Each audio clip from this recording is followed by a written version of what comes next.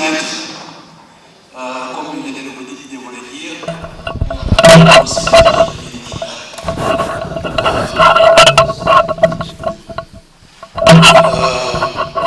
je viens des États-Unis, du state de Tennessee, dans la ville de Nashville, où je viens de faire 23 ans. Et je suis le président de la branche ISOCO USA, mais je suis venu aussi en tant que représentant de ISOCO Canada.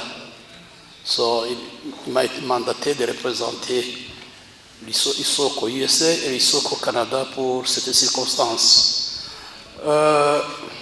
ISOCO USA, ISOCO Canada, nous avons aussi ISOCO Europe, et on a l'occasion de se présenter, Madame Irène Kamanzi, qui est la présidente d'ISOCO Europe, elle est ici. Ce sont des branches de ISOCO dans la diaspora. ISOCO, c'est une organisation à la base qui a été créée en République démocratique du Congo et qui a un siège à Goma. Quand ISOCO national, qui est une mutualité agréée par le gouvernement congolais, il fonctionne normalement dans la République démocratique du Congo.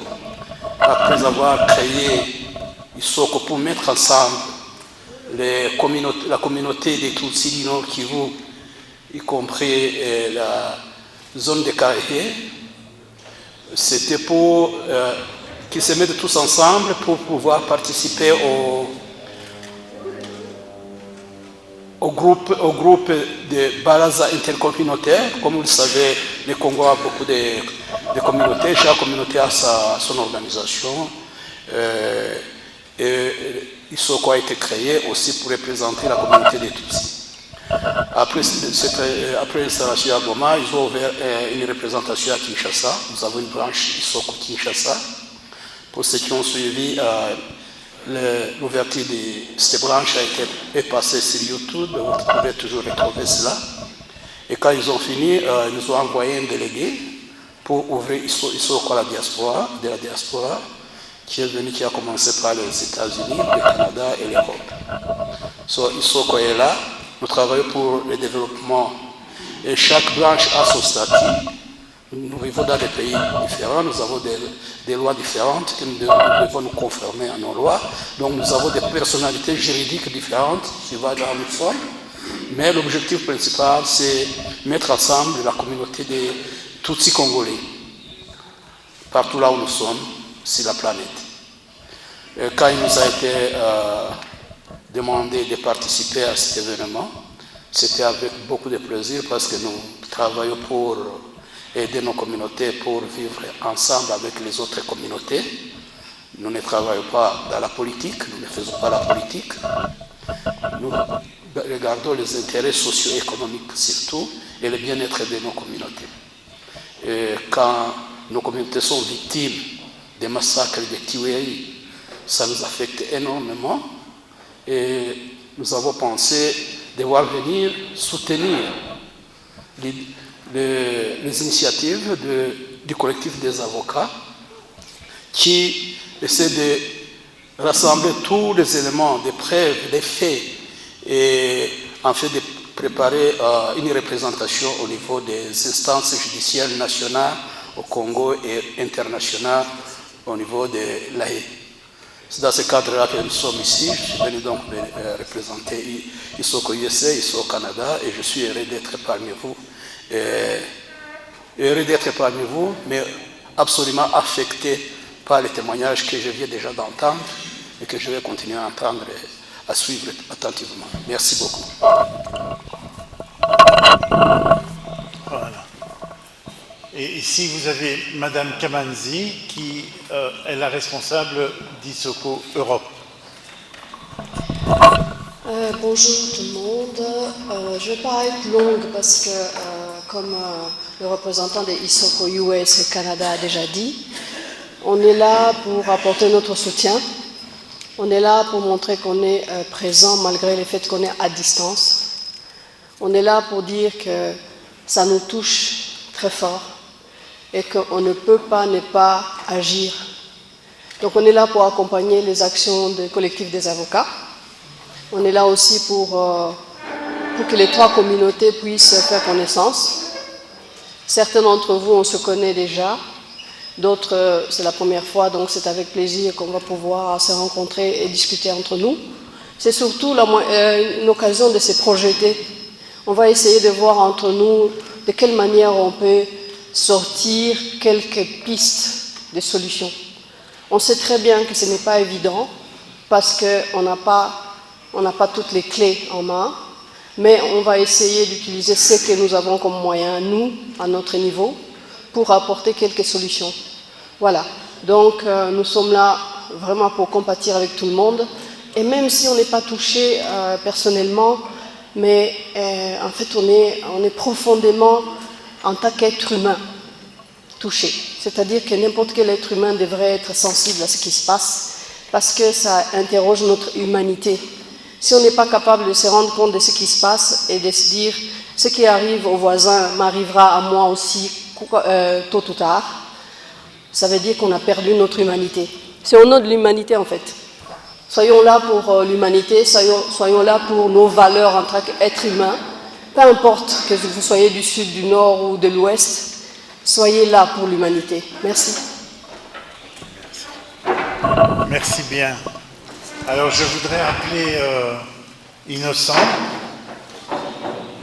qui est là, pour venir peut-être nous dire un petit mot au nom de l'association Amor Peace et des mutualités Banyamulenge. Nous avons le représentant de Banyamulenge ici au Kenya. Il va parler au nom de la communauté de Banyamulenge. Moi, je suis l'organisateur de toutes les communautés. Je ne peux pas parler au nom de la communauté Banyamulenge. Alors, Gategeko, passez ici pour dire quelque chose au nom de la communauté Banyamulenge.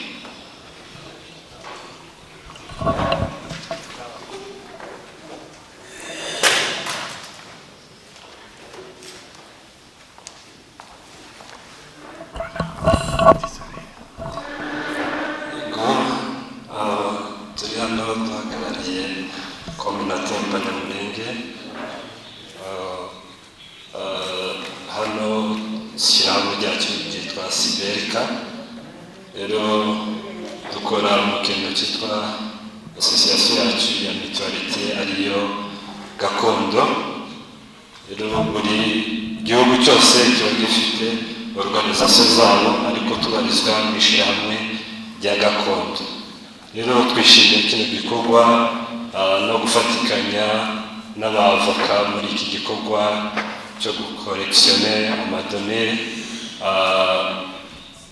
ibikorwa ibibazo byagiye biri iwacu kuba muhari muri kubikurikirana. Rero natwe twishimiye kuba muri iki gikorwa kandi dufatikanya namwe muri bino bikorwa panda iyi 3 jours tuzoba turi kumwe hano, tuzakomeza dufatikanye kandi byadukoze ku ndiba z'imitima y'ibibazo byabereye iwacu. So muri uyu mwanya n'iyi minsi yo gukomeza kumva ubuhamya bw'abavictime bo mu bwoko bwacu bw'Abanyamulenge bw'ibyagiye bibi iwacu bikomeje kuba kuzageza tugeze ku butabera. Murakoze. Ndi kumwe na bagenzi banje bagira icyo bavuga mu ijambo rimwe, tuzakomeza turi kumwe muri izo gahunda zose.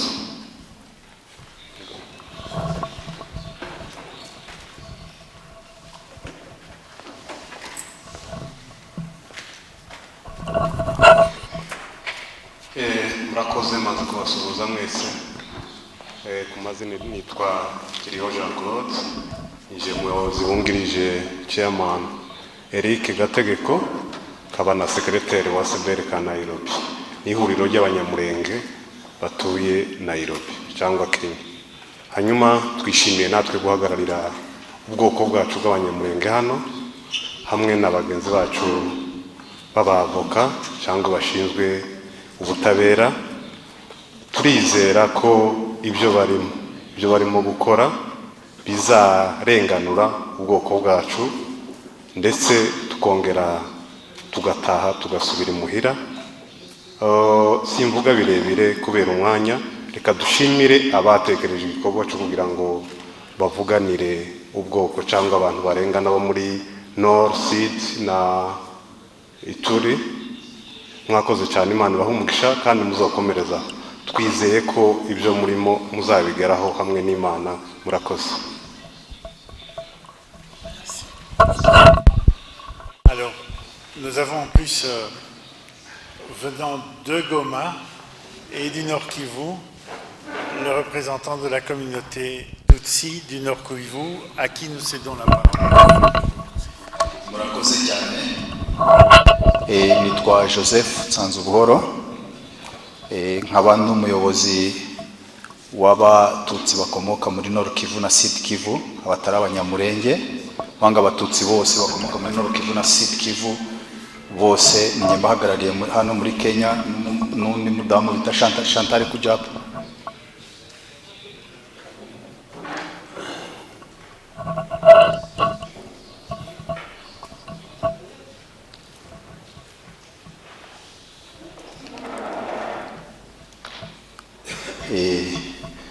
Je n'uyu Izabibu Chantal nitwe duhagarariye abantu bakomoka muri Nord Kivu na Sud Kivu b'abatutsi hano muri Kenya hose.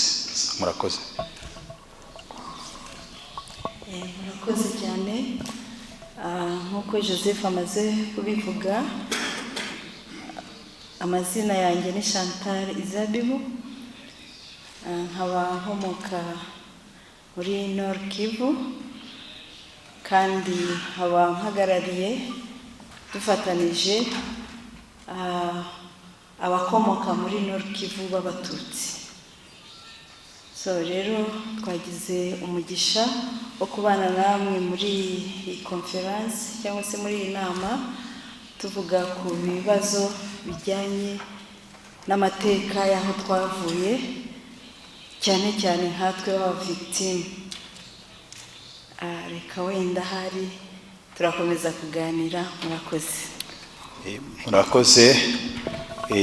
Twebwe twarashimye cyane, twashimye umuryango w'isoko, dushima Peace Amahoro, dushima gakondo ndetse dushima n'abahema bose kuko bahisemo gufata inzira y'amategeko, kuko bene wacu barashize batangiye kera bahonyorwa, ariko kuba mwarabyibutse mukabifatamo iya mbere, natwe n'umuryango wacu abantu bari hano Nairobi tuzabibafashamo ibyo muzadusaba. Murakoze.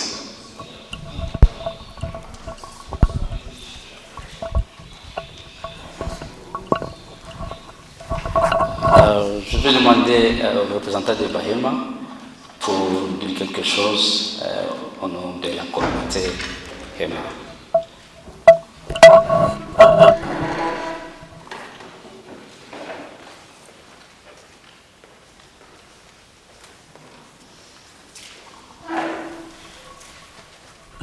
Merci beaucoup. Bon après-midi à tous.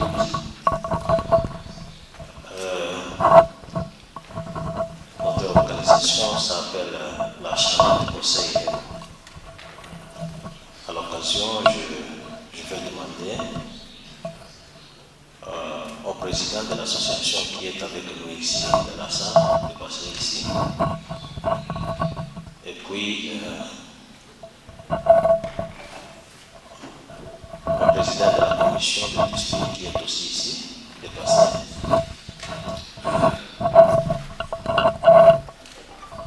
Cette organisation associée et sociale à Bunia, en province de l'Ituri.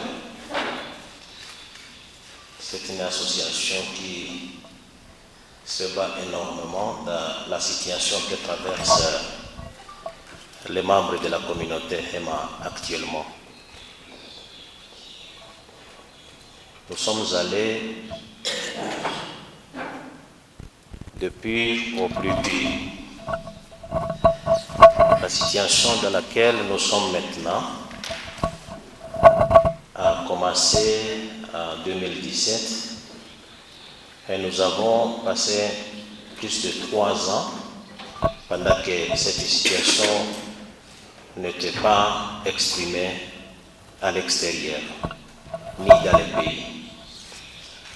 Les autorités de la province ont décidé de ne pas faire un rapport de tout ce qu'on disait à Kinshasa. Et la MONUSCO qui est avec nous présent aussi ne voulait pas parler de la souffrance des membres de la communauté Hema. Alors c'est la chambre de conseil Hema qui a finalement décidé de consulter les collectifs des avocats pour qu'aujourd'hui nous soyons ensemble avec les autres communautés qui traversent des situations similaires à la République démocratique du Congo. Nous vous encourageons tous, nous disons merci. Il n'y a pas d'impunité qui est au-dessus de la loi. Avec cette lutte, nous avons espoir que ce qui se passe à la République démocratique du Congo en caractère de criminalité seront finalement recensés et punis. Et nos membres de la communauté retrouveront leurs droits et aussi les membres des communautés Hema, surtout les victimes qui souffrent énormément, retrouveront espoir. On n'est pas en mesure de faire venir toutes les victimes ici, mais tous les membres de la communauté Hema sont actuellement des victimes parce que nous avons perdu tous nos villages et nos villages sont devenus des sites de déplacés.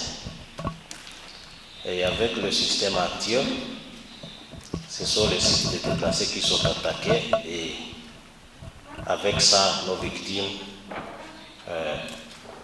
n'ont pas de lieu de refuge. Alors, avec les efforts de tout le monde présent ici aujourd'hui, et surtout les démarches aussi des collectifs des avocats pour limiter au maximum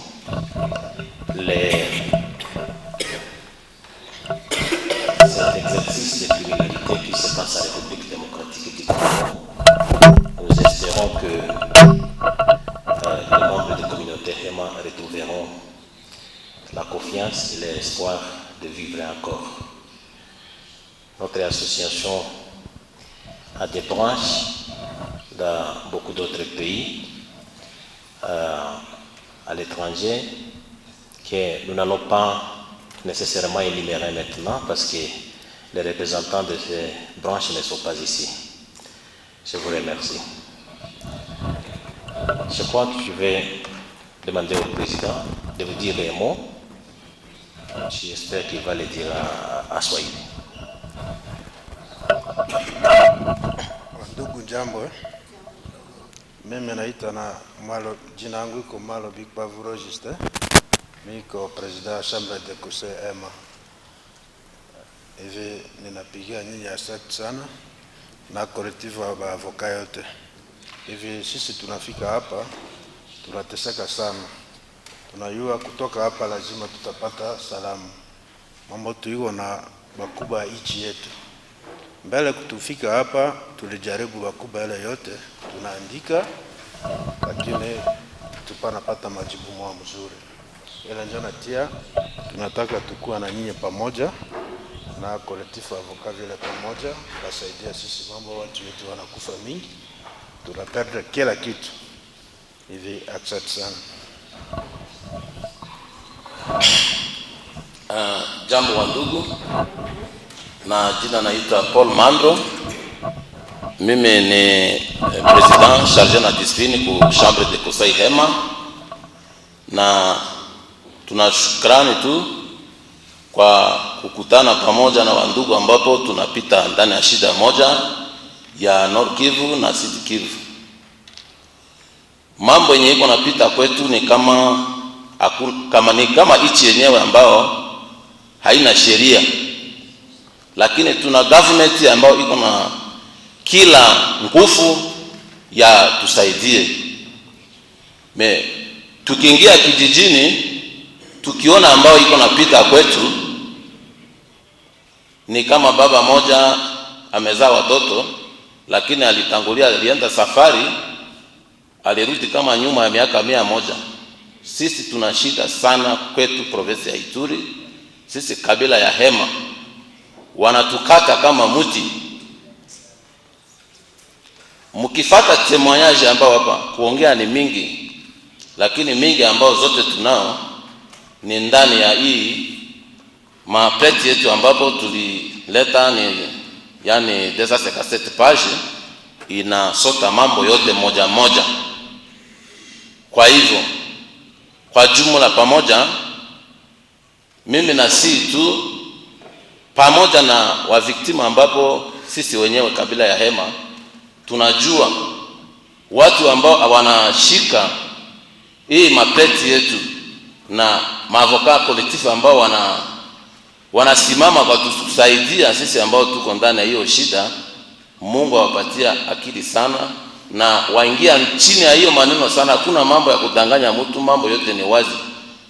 Nashukuru sana kukutana na nyinyi hapa mjini Nairobi.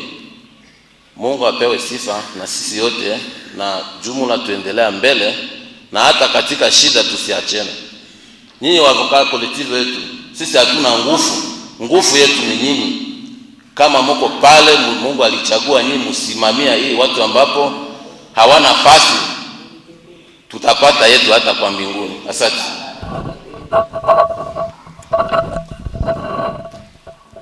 Merci beaucoup, Tehema. Alors, nous sommes venus avec les activistes. Il y a Ludovic, il y a Maïcha et d'autres. Pour le moment, je donne Maïcha pour partager quelque chose. À vous la parole.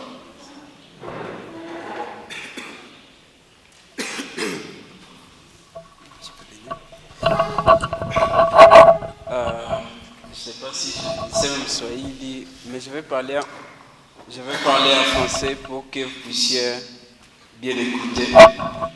Je suis très heureux. On a passé beaucoup de moments de souffrance, peut-être ensemble, même si je ne fais pas partie d'aucune de vos communautés. Je suis ni Hema, je suis ni Tutsi, ni Munyamulenge, mais mes prises de position me font à ce que je sois victime comme vous. Au début, j'avais commencé avec les Banyamulenge. Je ne savais pas absolument la question. Je n'étais pas très intéressé sur la question des Massis, mais tout avait commencé avec les Banyamulenge. C'était en 2020, avec les massacres, avec les incidents qui étaient perpétrés à Kitutu. Du coup, avec la résistance du M23, j'étais très intéressé. Du coup, avec la résistance du M23, j'étais très intéressé par ce qui s'est passé à Massissi. Mais à Ituri, j'étais déjà depuis 2018. J'alertais, j'étais seul. Mais j'ai aimé, il y a un jeune Hema qui m'a rejoint et je l'ai formé. Et il est devenu aussi comme moi. Ce que je voudrais partager avec vous, c'est de voir 3 communautés qui sont victimes d'épurations ethniques. Aujourd'hui, se réunissent et partagent ensemble leurs souffrances, leurs malheurs. Et moi, je trouve cette opportunité ou ce moment comme le début de trouver la solution à tous les problèmes. Et autre chose que je voudrais remercier, c'est le collectif d'avocats qui s'est donné corps et âme en faisant la documentation, parfois envoyer des enquêteurs et pour répertorier les camps dans des zones aussi fragiles qui les exposent. Mais c'est tout un travail de sacrifice, ni c'était l'humanité qui les a conduits, peut-être ils ne seront pas ensemble. C'est pour ça que moi je suis activiste, je n'habite pas mon pays, donc je suis aussi réfugié comme vous, je suis toujours à mes positions. J'habite actuellement dans un pays étranger. Je t'ai quitté au Congo, c'était au mois de mars. Quand le M23 commençait, il y a beaucoup de jeunes Tutsis qui étaient arrêtés à Massissi par les FDLR. Et quand on a commencé à dénoncer, on a été interpellé par les autorités militaires à Goma. Il faut qu'on change la position. Et vous savez, comme les Tutsis sont qualifiés des infiltrés, tout celui qui ose parler des Tutsis, carrément aussi, il est infiltré, des espèces espions. Et pour moi, c'était difficile. En fait, je suis d'abord radical avec ma propre conscience. Quand je prends une position, je suis convaincu que c'est la vraie position, qui est une position qui peut être jugée par tout homme normal. Bon, c'est difficile que je change. Alors je devrais choisir, d'abord je venais de finir les études. Je travaillais, je faisais ces cours à ma famille. Et je me disais, moi qui viens de finir mes études, mes camarades qui me voyaient, un garçon un peu intelligent, qui devait avoir beaucoup d'opportunités. Alors il fallait que je fasse un choix. Qu'est-ce que ma mère va réfléchir, ma famille, mes petites sœurs? Est-ce que je dois changer la position pour commencer aussi à traiter les Tutsis des infiltrés, participer dans toute propagande, ou je dois carrément accepter de souffrir et conserver ma prise de position? C'est ainsi qu'au mois de mars, après devoir vivre avec des autorités militaires qui m'ont appelé, comme j'étais incapable absolument de prendre la position du gouvernement congolais, j'étais obligé de fuir et garder toute ma position. C'est ainsi que j'étais aussi contacté avec Amédée, avec Bernard, parce que j'avais vraiment une documentation assez forte sur les Tutsis du Nord Kivu, mais aussi sur les Banyamulenge, parce que je suis désolé, il y a même certains Banyamulenge qui n'ont fait pas certains cas alors qu'ils sont victimes. C'est moi qui ai commencé à dire à thèse, mais comment vous êtes victime, même vous ne savez pas même faire la documentation de tout ce que vous vivez. Alors il fallait que je les donne aussi, même les Banyamulenge, ce qu'ils doivent faire, les Tutsis du Nord Kivu de même. C'est ainsi qu'on a fui les pays, mais je ne regrette pas d'avoir fui mon pays parce que j'ai pris une position. La position est noble, c'est l'avenir qui nous donnera raison. Je sais que j'ai perdu tous mes amis, tous mes amis, tous les copes que j'avais, j'ai gagné de l'argent, j'ai perdu tout. Donc j'étais venu comme les vents, quoi. Rien du tout, rien du tout. Mais je ne regrette jamais. Moi, je dis toujours, ça ne me sert rien à vivre parce que je défends les mensonges. Apparemment, vaut mieux qu'on meure, mais on a dit la vérité. C'est ça ce que j'ai accepté et je continuerai toujours à être avec vous, que ce soit les Hema, que ce soit les Tutsis, que ce soit le Banyamulenge. On est vivant, mais on est déjà mort. Parce que si on retourne au Congo, on risque d'être coupé en morceaux et être mangé comme Kamizobe, être tué comme Kapasi ou Charles Munyaneza. Donc nous avons l'obligation d'avoir des biceps dans ces combats. Nous, on est habitués à des alertes dans la communication numérique. C'est ce qui nous aide davantage. Et je dois vous dire que nous ne sommes pas moins nombreux. Nous n'avons pas besoin de 10 000 personnes, 5 000 pour faire atteindre la cause de Tutsis. Tout ce qui dépend de nous, c'est le courage. Moi, j'avais commencé seul avec Maïcha. Je ne connaissais ni Tézi, ni Bernard, ni Maître Chaka, ni Amédée, personne. D'ailleurs, ma première expérience la plus folle, ce que j'ai trouvé, à forte qu'une communauté soit victime, tout celui qui s'approche à cette communauté, il y a toujours des doutes. Le fait que les Banyamulenge ont été victimes pendant beaucoup d'années, trahis même par certains de leurs proches, ils ne croyaient pas que pourquoi un homme qui n'est pas de notre communauté peut parler de nous. Les Tutsis du Nord Kivu, de même chose. Pour les Hema, je ne connaissais pas les Hema, mais je recevais beaucoup de détails et j'ai dénoncé. Il fallait vraiment un temps vraiment assez grand pour que, moi je disais aux Banyamulenge, aux Tutsis, je n'ai pas besoin que vous puissiez me faire confiance. Parce que je ne vais pas vous forcer de me faire confiance, mais je défends ce que je trouve normal. C'est ça ce que moi je me suis dit, j'ai gardé ma position. Et comme on dit toujours que quand on défend le bien ou la vérité, il ne manque pas toujours des gens qui vont vous secourir ou être à votre côté. Et aujourd'hui, je suis content de me retrouver dans ma famille. Donc, je ne suis pas Hema, mais je suis déjà Hema. Parce que si je ne défends pas les Hema, je pars à Bouni, on va me tuer comme on tue les Hema. Si je ne défends pas les Tutsis, si je pars à Massissi, je serai tué comme les Tutsis. Si je ne défends pas les Banyamulenge, si je pars à Minembwe, les Bilos de Bichambuke, les Maïmaï, Kijangala ne vont pas me rater. Donc, j'ai maintenant votre casquette, je me battrai toujours. Je n'ai pas besoin de grossir, j'ai besoin de maigrir, mais pour faire le bien. Merci. Bonjour tout le monde. Je suis Ludovic Alingaï. J'habite Kinshasa. Je vais commencer par une petite histoire. Parce que moi, à Kinshasa, on m'appelle Rwandais. À Kinshasa, dans les réseaux sociaux, on m'a même donné un nom. Je ne sais pas où ils ont eu ce nom-là. On m'appelle, il ne s'appelle pas Ludovic Alingaï, il s'appelle Ludovic Mounianeza. Alors, et ceux-là, ce sont des amis avec qui nous avions lutté dans l'activisme. Mais pourquoi je fais ce combat? Moi, je suis du Kasaï. Donc je suis vraiment pour aller très loin, du même village du chef de l'État. Entre 1993 et 1994, il y avait une expression, on disait, en français on dit « tuer le louba, laisser le serpent ». Donc, kill the louba and leave the snake. Alors j'ai grandi avec, ça me faisait très mal.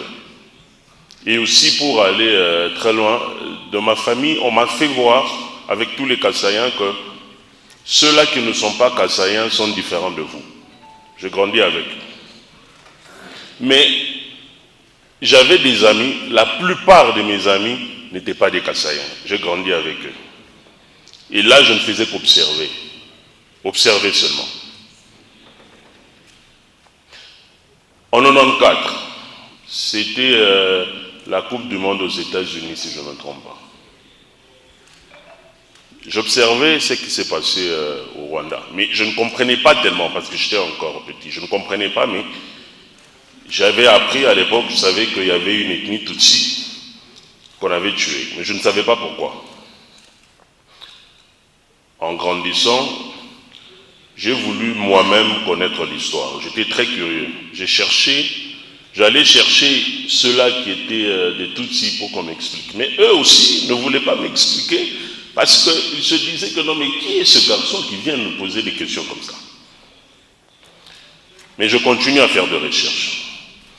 J'allais dans des bibliothèques, essayer de lire, je me renseignais auprès des gens, mais quand je me renseigne auprès des gens, on me disait que du mensonge. En grandissant, je me disais toujours que je vais découvrir la vérité. Le premier jour où je suis passé à une chaîne télévisée, à Kinshasa, où j'ai dit cette phrase ici, les Tutsis sont des Congolais, même chez moi je n'avais pas mangé. Tous les amis me considéraient comme un fou. On me disait, mais qui est ce garçon qui dit que les Tutsis sont des Congolais plutôt? Mais malgré ça, je sentais toujours un courage différent. Je me disais, pour moi, jusqu'aujourd'hui, je me dis que la seule chose qui me protège, c'est la vérité. Partout où je passe. J'organise des activités à Kinshasa où j'essaye même de convaincre les gens. Quand on éteint les caméras, vous êtes avec des jeunes garçons qui comprennent votre combat. Mais quand on allume les caméras, ils disent autre chose. Nous recevions des appels de menaces. Que l'on va te tuer. On sait là où tu habites, mais il y a des gens qui vous appellent, qui vous donnent votre adresse de la maison.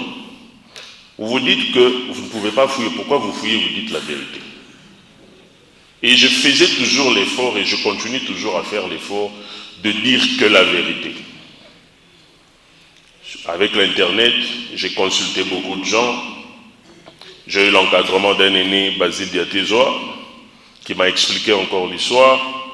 Je rencontrais Bélard Mouy qui m'a expliqué. Moi-même, je suis allé à Goma. Et je me rappelle un jour, j'aimerais vraiment parler de ça parce que Je sais que les médias, même au niveau du Congo, vont m'écouter, mais comme je le dis que c'est la vérité, c'est la vérité.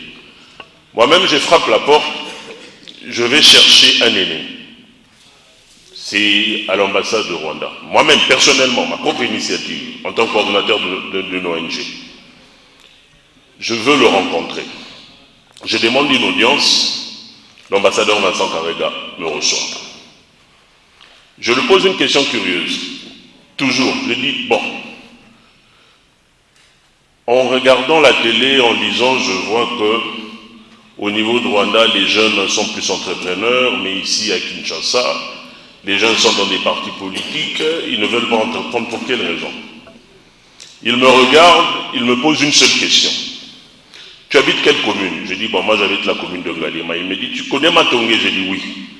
Est-ce que tu peux demander à un jeune garçon de Matongé d'aller faire les champs? J'ai dit, bon, effectivement, non. Ok.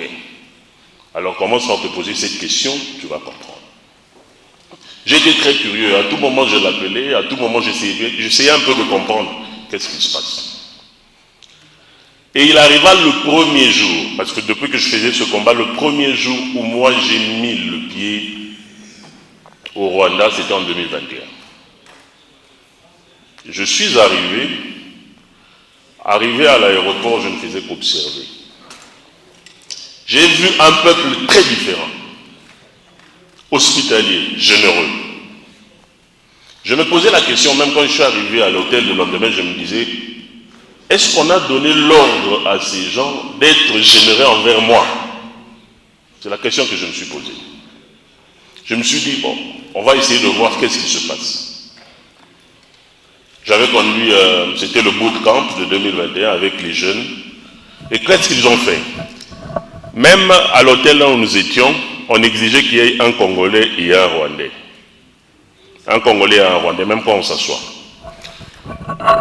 Psychologiquement, moi j'ai dit que nous, on est en train de nous imposer une fraternité, en fait. C'est une consolidation qu'on doit apprendre à être ensemble.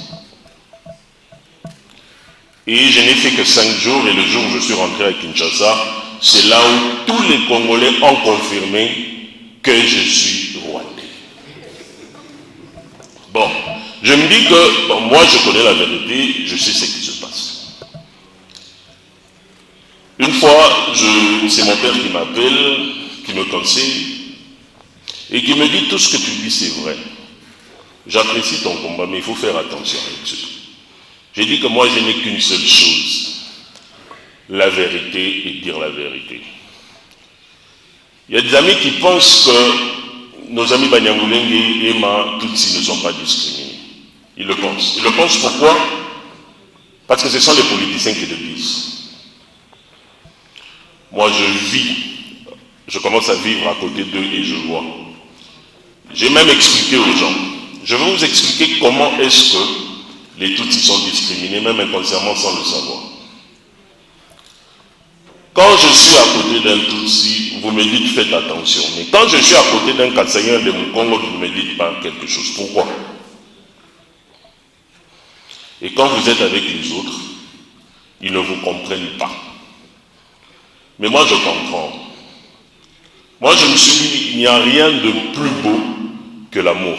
Quand vous offrez l'amour, vous recevez l'amour. Vous offrez la paix, vous recevez la paix. Vous offrez la vérité, vous recevez la vérité.